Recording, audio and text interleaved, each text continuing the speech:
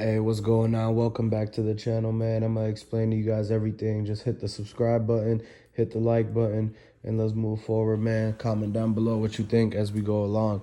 So y'all gotta look at Raven, man, because as we keep finding out more details, like Raven's been the person that's been leaving that back door open. She said it herself in the interview with Sco. She was talking about how they always had the people come through the back door and the back door stays open and back door this, back door that. So it's like she's always blaming it on the back door being open and not like it's like how did that door get open? Somebody had to open the door. So they never really talked about who's the person that opens and closes the doors, except for one time in that Skull interview, she talked about how when he asked her who, like, what time did that store open that morning, who opened it, she said that her and that mom owner, her mom, the owner lady, they went to the Airway store and Raven herself opened that door up. She opened the front door and the back door. And what they did with the back door was that they left it propped open like they always say it is. So that's a clear giveaway that Raven just told you herself that she's the person that's been opening that back door.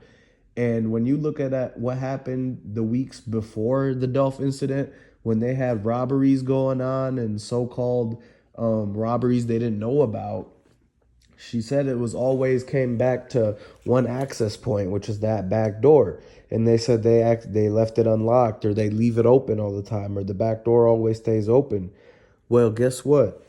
They never show you footage of that back door, but what they'll tell you, what Raven says out of her mouth is that she's the one that opened that back door on the day of the Dolph incident.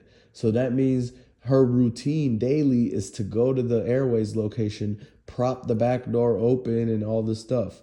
It must be some kind of like, she must have some kind of smog or something in that kitchen where they got to keep that back door open. But she understood that, hey, that's a lick waiting to happen. So why doesn't she just go ahead and set up licks with Double R herself? And the people from Double R come and they run through that back door with masks and everything. And Raven tells them exactly where the cameras are, where everything is set up. And she's like, y'all want to hurry up and do it because we're about to change our camera systems and this and that. And probably, I think at that point, they probably already knew the Dolph hit was going to happen. So Raven was probably like really needed people to actually come and run through that back door a couple weeks, maybe a month before Dolph to make it seem like it's been a string of robberies that's been happening at Makedas. That way you think that that's what happened again when Dolph was there. It's they're doing this, they pre-planned this and orchestrated this so that before it, the months leading up to it and everything, it's been a string of crime that happened at that cookie shop. So why do you think Dolph would go there if they've been getting robbed and ran through and this place has been turning into a crime spree location? Why would Dolph be comfortable going there?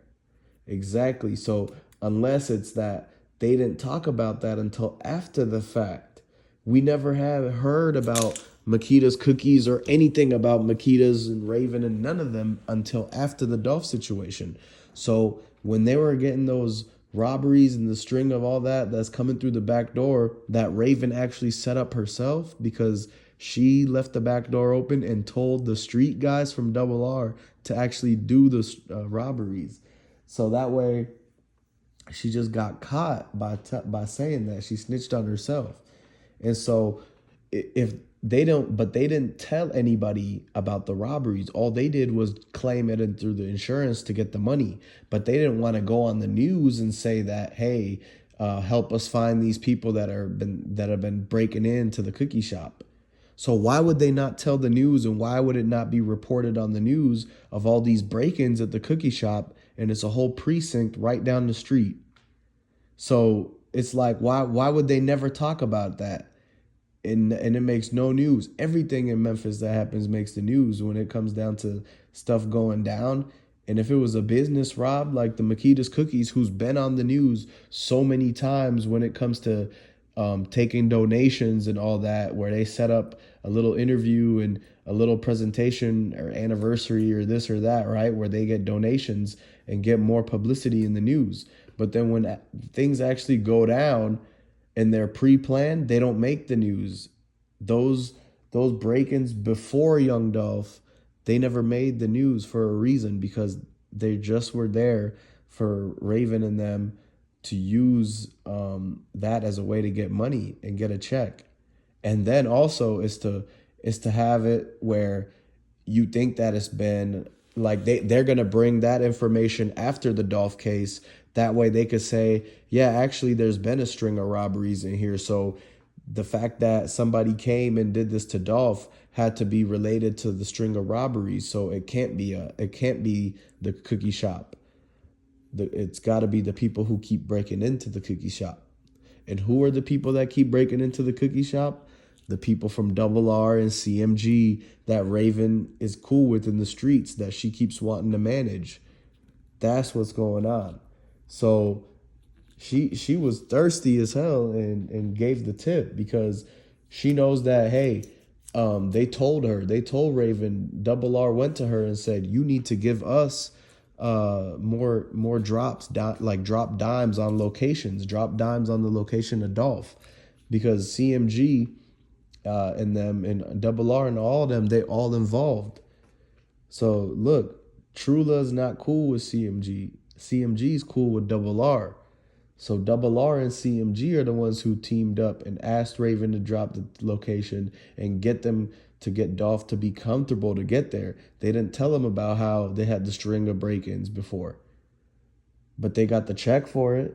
They got the renter's insurance to get them that money back of the stuff that they supposedly said was taken, when you look in that video that was released after the fact, nobody took anything from there.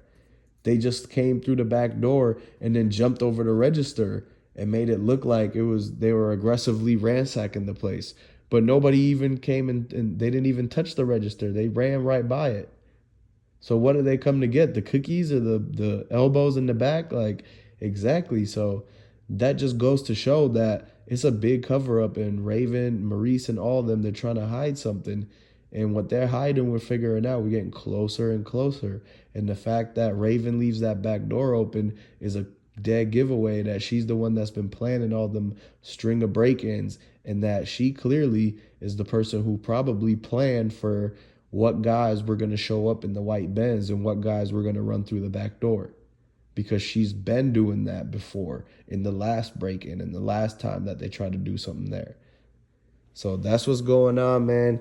And the fact that we figuring it out, man, y'all need to subscribe, show some love, and hit the like button, comment down below, man. We'll be right back with another video soon.